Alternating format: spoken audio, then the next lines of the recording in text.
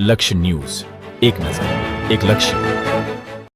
ધ્રાંગધ્રા નગરપાલિકા દ્વારા આયોજિત જન્માષ્ટમી મેળા માટે 250થી વધુ પ્લોટની હરાજીમાં નગરપાલિકાને પૂર્ણ 2 કરોડ જેટલી આવક થઈ. ધ્રાંગધ્રા નગરપાલિકા દ્વારા વર્ષોથી યોજવામાં આવે છે જન્માષ્ટમીનો મેળો. ચકડોળ, રમકડા, ઠંડા પીણા, ફરસાણ તેમજ અન્ય વેપારીઓ હરાજીમાં લીધો ભાગ. હરાજી 2 દિવસ ચાલી, જેમાં અલગ અલગ કેટેગરી વાઇઝ 250થી વધુ પ્લોટની ફાળવણી કરવામાં આવી. નગરપાલિકાને પૂર્ણ 2 કરોડ રૂપિયાની થઈ આવક.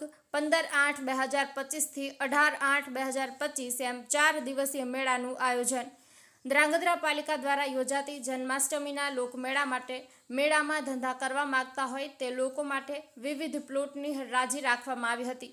2 દિવસ રાખવામાં આવેલ આ હરાજીમાં નગરપાલિકા દ્વારા 250થી વધુ પ્લોટની ફાળવણી કરવામાં આવી હતી, જેમાં પૂર્ણ 2 કરોડથી વધુની આવક પાલિકાને થઈ છે. ધ્રાંગધ્રા લોકમેળાનું આયોજન આગામી 15 ઓગસ્ટથી 18 ઓગસ્ટ સુધી યોજાવાનું છે, જે માટે નગરપાલિકા દ્વારા તૈયારીઓ શરૂ કરી દેવામાં આવી હતી. ત્યારે આ 4 દિવસના મેળામાં જે લોકો ધંધા કરવા ઈચ્છતા હોય તેવા લોકો માટે વિવિધ પ્લોટ નગરપાલિકા દ્વારા ભાડા પેટે આપવામાં આવે છે, જેની હરાજી 2 દિવસ ધ્રાંગધ્રા ટાઉન હોલ ખાતે રાખવામાં આવી હતી. જેમાં મેળામાં ફરસાણ, રમકડા, ઠંડા પીણા કે ચકડોળના વેપારી ધંધા કરનાર પ્લોટની હરાજીમાં જોડાયા હતા. પ્લોટની હરાજી શરૂ થતાં જ વેપારીઓ દ્વારા વિવિધ પ્લોટો 4 દિવસ માટે ભાડે લેવા માટે ઊંચી બોલી લગાવી હતી, જેના કારણે નગરપાલિકાના પ્લોટો રકમમાં 250થી વધુ પ્લોટ મેળાના 4 દિવસ માટે ભાડે આપવામાં આવ્યા હતા. સુરેન્દ્રનગર જિલ્લાના ધ્રાંગધ્રાના લોકમેળા ઝાલાવાડનો પ્રસિદ્ધ લોકમેળા તરીકે જાણીતો છે. ત્યારે આ વર્ષે પણ ધ્રાંગધ્રા નગરપાલિકા દ્વારા તારીખ 15/8/2025 થી તારીખ 18/8/2025 સુધી એમ 4 દિવસ માટે લોકમેળાનું આયોજન કરવામાં આવ્યું છે. દર વર્ષ કરતાં આ વર્ષે વધુ આવક થઈ છે. ત્યારે નગરપાલિકા દ્વારા પ્લોટની હરાજી પ્રક્રિયા કોઈ પણ અણબનાવ ન બને તે માટે પોલીસ બંદોબસ્ત પણ પૂરતો ગોઠવાયો હતો અને વધુ વેપારીઓ અને ઊંચા ભાવથી વેચાણ થયેલ પ્લોટના લીધે નગરપાલિકા દ્વારા પણ લોકમેળાના આયોજનમાં વધુને વધુ સારી સુવિધા મળે તેવા પ્રયત્નો હાથ ધરવાનું જણાવ્યું હતું.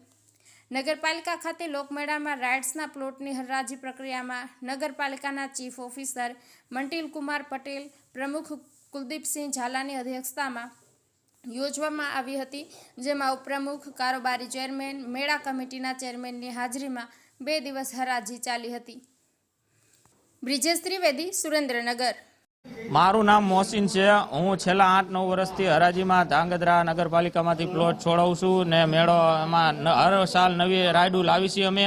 ને ધ્રાંગધ્રાનો મેળો 73 મેળા પછીનો નંબર આવે છે ને ધ્રાંગધ્રાનો મેળો એટલે કે સુરેન્દ્રનગરનો ઐતિહાસિક મેળો હોય છે અને હરાજી પણ ઐતિહાસિક થાય છે. 1,62,00,000 સુધીની હરાજી અત્યાર સુધીમાં પહોંચી ગઈ છે. આજનો દિવસ બાકી છે. ધ્રાંગધ્રા નગરપાલિકા દ્વારા આજે અને ગઈકાલે છેલ્લા 2 દિવસથી શ્રાવણી મેળા સંદર્ભે 250થી પણ વધારે પ્લોટોની હરાજી કરવામાં આવેલ છે, જેમાં ધ્રાંગધ્રા નગરપાલિકાને 1,76,00,000થી પણ વધારે આવક થયેલ છે. મારું નામ સલીમભાઈ છે અને હું નાનો એવો ધંધો કરું છું. ગુલ્ફીનો સ્ટોર નાખું છું અને 7મ 8મ 9મ 10મના મેળો થાય છે અને બહુ સરસ કાર્યક્રમ થાય છે. માણસ દૂર દૂરથી આવે છે અને ઘણા માણસ મેળાની મજા મારવામાં આવે છે. મારે નાનો એવો ધંધો કર્યો છે, ગુલ્ફીનો સ્ટોર નાખું છું અને 6-7 વર્ષથી હું ધંધો કરું છું. 4 દિવસનો મેળો હોય છે, 7મ 8મ 9મ 10મ. અંદાજે માણસ ઘણું પબ્લિક આવે છે, જેની કોઈ સીમા જ નથી હોતી. રોડ ઉપર એટલું બધું ટ્રાફિક હોય છે. આજરોજ ધ્રાંગધ્રા નગરપાલિકા ટાઉન હોલ ખાતે ભવ્ય ભાતીગળ મેળાનું 2 દિવસનું અમારું ઓપન જાહેર હરાજી કરવામાં આવી, જેમાં અંદાજે 250થી વધારે પ્લોટની જાહેર હરાજી કરી અને એ હરાજીમાં અંદાજે 1,76,00,000ની આવક ધ્રાંગધ્રા નગરપાલિકાને થઈ છે.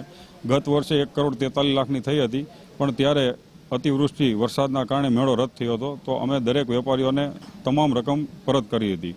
તો એ વિશ્વાસ રાખીને આજે વેપારીઓએ નગરપાલિકામાં ભવ્ય બોલી બોલાવી અને 1,76,00,000ની રકમ એકઠી થઈ છે, જેનો અમે ધ્રાંગધ્રાના વિકાસના કામમાં ઉપયોગ કરીશું. સાથે સાથે કે આ મેળો ધ્રાંગધ્રાનો સુરેન્દ્રનગર જિલ્લાનો સૌથી સારો મેળો થાય છે. ભવ્ય વર્ષોથી અમારે રાજાશાહી વખતનો મેળો છે. તો ઘણા બધા આજુબાજુના ગામથી, બહાર ગામથી પણ વ્યક્તિઓ આવે છે.